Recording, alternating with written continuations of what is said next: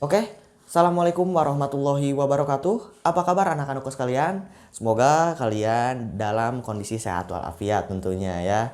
Alhamdulillah pada kesempatan kali ini kita bisa kembali berkumpul di kelas yang insya Allah diberkahi oleh Allah Subhanahu Wa Taala, diridhoi oleh Subhanahu Wa Taala. Karena kita tahu bahwasanya tempat yang kita gunakan saat ini adalah tempat yang biasa kita gunakan sehari-hari untuk menuntut ilmu, untuk sharing pengalaman, untuk sharing pengetahuan. Maka dari itu, untuk mencapai keridhaan Allah Subhanahu wa taala, sebelum kita lakukan proses pembelajaran, alangkah baiknya kita berdoa. Berdoa di dalam hati dipersilahkan.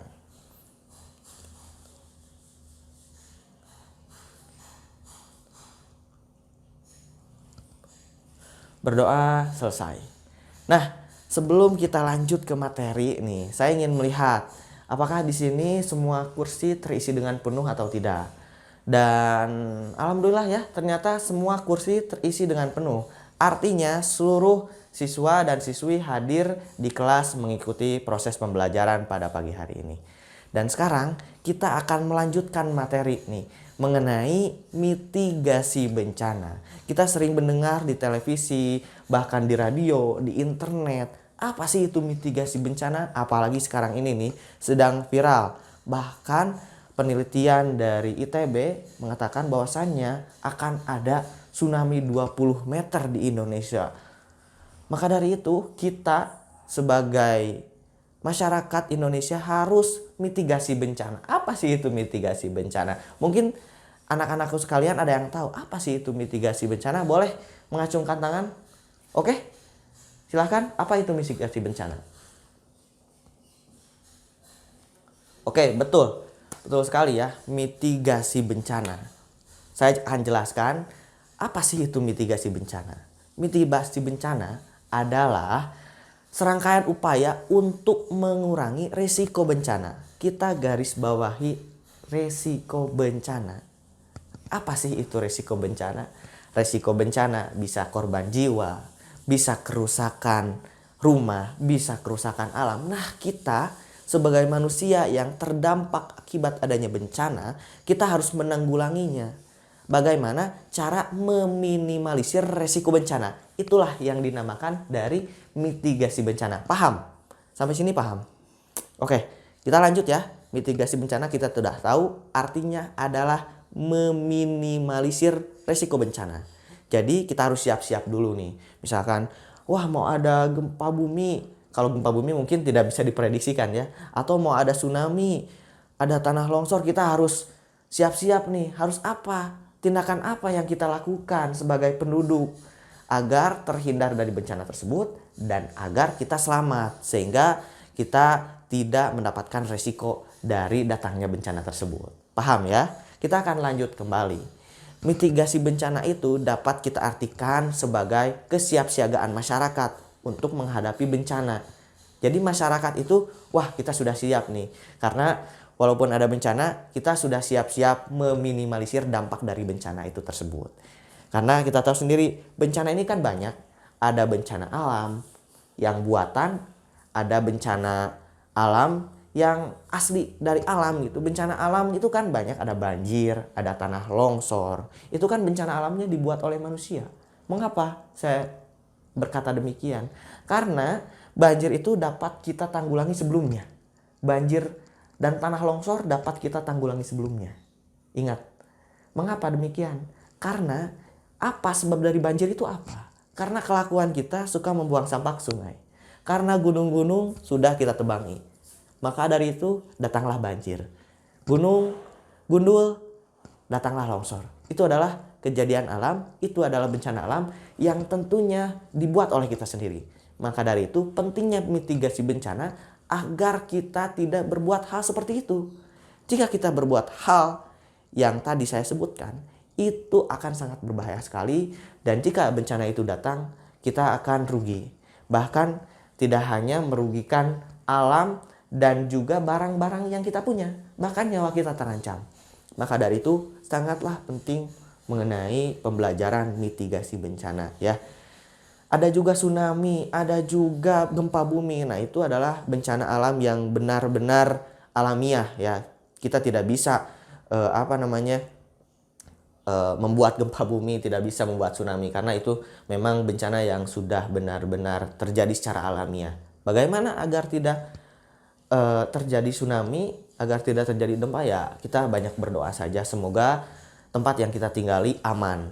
Dan juga jikalau terjadi yang namanya tsunami, yang namanya gempa bumi, kita harus meminimalisir dampaknya. Bagaimana caranya? Kita misalkan lari ke atas bukit, kita harus bergegas berlindung. Nah, itulah yang dinamakan mitigasi bencana alam. Seperti itu ya teman-teman. Sudah paham sampai sini? Jika ada yang tidak paham nanti ditulis saja, terus diserahkan ke depan, nanti kita akan ulas pertanyaannya ya satu persatu. Oke, nah bagaimana sih agar kita selamat dari bencana alam? Sudah tadi kita jelaskan bahwasanya harus adanya mitigasi bencana ya. Partisipasi masyarakat dalam mitigasi bencana itu seperti apa sih? Nah, kita akan bahas itu karena itu yang paling penting. Yang pertama adalah usaha mengurangi resiko bencana. Itu sebelum kejadian bencana ya. Yang pertama itu. Jadi kita harus siap-siap nih sebelum ada bencana, kita harus gimana? Kita harus bagaimana? Misalkan bencana longsor, bencana banjir. Kita harus menanami pohon-pohon agar hijau pegunungan. Kita jangan buang sampah. Itu juga termasuk mitigasi bencana ya. Yang kedua yaitu kesiapsiagaan masyarakat untuk menghadapi bencana. Misalkan ada bencana nih datang, banjir atau tanah longsor atau gempa bumi atau tsunami, kita harus siap. Kita harus siap menghadapi bencana. Karena bencana itu tidak bisa ditolak. Bencana itu akan datang dan bencana itu akan merusak segalanya. Maka dari itu kita sebagai manusia harus siap menghadapi bencana untuk meminimalisir. Misalkan ketika ada tsunami, kita harus lari ke bukit untuk menyelamatkan minimal diri kita terlebih dahulu ya, agar selamat seperti itu ya. Yang ketiga, kita harus memperbaiki kondisi setelah terjadinya bencana. Jadi misalkan rumah kita terkena bencana, misalkan bencana tsunami ya. Naudzubillah min dzalik ya, jangan sampai rumah teman-teman di sini terkena tsunami. Misalkan sudah terkena tsunami, kita perbaiki rumahnya. Tapi bagaimana cara rumah ini agar terbebas dari tsunami? Caranya kita harus pindahkan ke atas bukit. Kita harus pindahkan rumah ini ke tempat yang lebih safe, yang lebih aman, agar tidak terjadi kejadian serupa. Itulah yang dimaksud dari mitigasi bencana. Paham kan? Apa sih itu mitigasi bencana? Bagaimana cara menyelamatkan diri kita dari bencana? Nah, itulah ya. Tadi Bapak telah menjelaskan mengenai mitigasi bencana panjang lebar, dan tentunya intinya mitigasi bencana itu adalah untuk mengurangi risiko bencana. Apa sih risiko bencana? Kita ulangi lagi, yaitu kerugian yang diakibatkan oleh datangnya bencana. Paham ya? Kita lanjut lagi ya. Kalau ada pertanyaan boleh langsung ditulis saja. Nanti kita akan bahas ya. Kalau keburu kita akan bahas sekarang di pertemuan ini. Kalau tidak mungkin di pertemuan selanjutnya. Seperti itu ya. Nah, kita akan lanjut mengenai apa sih lembaga-lembaga yang berperan penting dalam penanggulangan bencana alam. Nah, ada beberapa lembaga di Indonesia nih yang berperan penting dalam menanggulangi bencana alam. Yang pertama adalah BNPB. BNPB adalah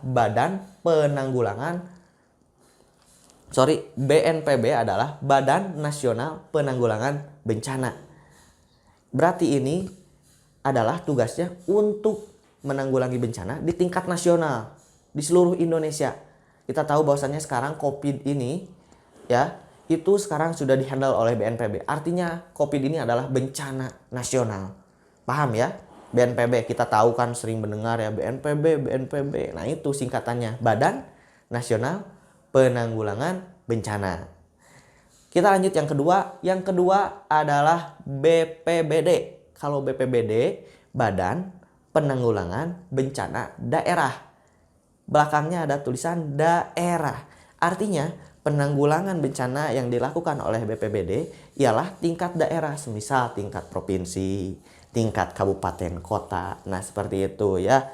Kita lanjut kembali ke lembaga yang ketiga, yaitu PVMBG. Nah, kalau ini biasanya kita sering dengar nih di TV-TV ya. Apa sih itu singkatannya? Karena agak sulit ya. PVMBG ya. Artinya itu singkatannya Pusat Vulkanologi dan Mitigasi Bencana Geologi. Dari kata akhirnya kita tahu mitigasi bencana geologi. Apa sih itu bencana geologi? Mungkin teman-teman di sini ada yang tahu. Oh iya, sok silahkan. Apa itu bencana geologi? Contohnya saja nggak apa-apa. Oh betul, betul sekali. Gunung api termasuk dari bencana geologi. Nah ini gunung api juga bukan bencana buatan manusia. Siapa yang mau gunung api meledak? Nggak ada kan? Karena itu sudah ketentuannya ya. Proses dari dalam, dari magma sampai meletusnya itu tidak bisa kita buat ya. Ini termasuk bencana alam asli, alamiah. Nah, bagaimana cara kita meminimalisir dampak dari letusan gunung api? Terus PVMBG berperan aktif memberikan informasi kepada masyarakat mengenai status gunung api dan lain sebagainya. Karena ini termasuk salah satu bencana alam geologi. Tugasnya adalah tugas dari PVMBG. Kalau ada yang ditanyakan, tulis lagi nanti di kertas dan kita akan selesaikan masalah-masalah tersebut. Oke, kita lanjut ke lembaga yang keempat, yaitu PMI. Wah, PMI mah udah terkenal di mana-mana ya. PMI, Palang Merah Indonesia. Palang Merah Indonesia. Biasanya kita ketika mengunjungi lokasi banjir di pengungsian suka ada PMI. Nah, PMI ini adalah organisasi perhimpunan nasional di Indonesia yang bergerak di dalam bidang kemanusiaan. Contohnya kayak donor darah kan. Siapa yang mau donor darah nih ke PMI? Pernah kan? Di sini anak-anak juga pernah kan dipanggil donor darah gitu. Tapi kan harus dicek dulu kesehatannya biar sesuai gitu. Jadi kita bisa mendonorkan darah pada orang lain. Paham ya PMI? Ah, gampang lah, PMI mah sudah terkenal ya di mana-mana. Nah, yang kelima yaitu BNPB. Apa sih itu BNPB? Asing kan, terdengar asing ya? Nggak tahu BNPB itu apa? Nanti kita akan jelaskan. Karena biasa kita dengar di televisi yaitu BPBD, BNPB, PMI. Ini BNPB. Apa sih itu BNPB? Oke, BNPB adalah singkatan dari Badan Nasional Pencarian dan Pertolongan, atau biasa kita sebut dengan Basarnas. Kalau Basarnas tahu ya, Basarnas tahu jelas karena Basarnas lebih dikenal daripada BNPB. Apa sih tugas dari Basarnas? Basarnas biasa kita temui ketika ada bencana banjir, ketika ada bencana tanah longsor, pesawat terbang jatuh, terus ketika ada kapal tenggelam, atau juga ada tsunami. Basarnas selalu dilibatkan dalam pencarian tersebut karena itulah keahlian dari Basarnas untuk menolong, untuk mencari korban dan lain sebagainya. Itulah tugas dari Basarnas atau BNPB. Oke? Paham ya? Kita sudah bahas semuanya di pertemuan kali ini, membahas mengenai mitigasi bencana alam. Terus tadi juga membahas mengenai partisipasi masyarakat nih akan terjadinya bencana atau mitigasi bencana. Yang ketiga yaitu lembaga-lembaga di Indonesia yang berperan penting dalam penanggulangan bencana alam. Seperti itu ya kawan-kawan. Jadi kita semua sudah belajar itu semua, dan jika ada yang ditanyakan di sini silahkan ditulis saja, dikumpulkan di depan karena pertemuan kita terbatas untuk kali ini. Waktunya sudah habis sehingga tidak mungkin pertanyaan-pertanyaan tersebut kita tuntaskan dalam pertemuan sekarang. Kita lanjutkan di pertemuan selanjutnya di minggu depan. Ya, kita akan menjawab pertanyaan-pertanyaan yang belum dijawab. Seperti itu. Mungkin diakhiri sampai sini. Terima kasih. Semoga teman-teman semua dalam keadaan sehat walafiat. Wassalamualaikum warahmatullahi wabarakatuh.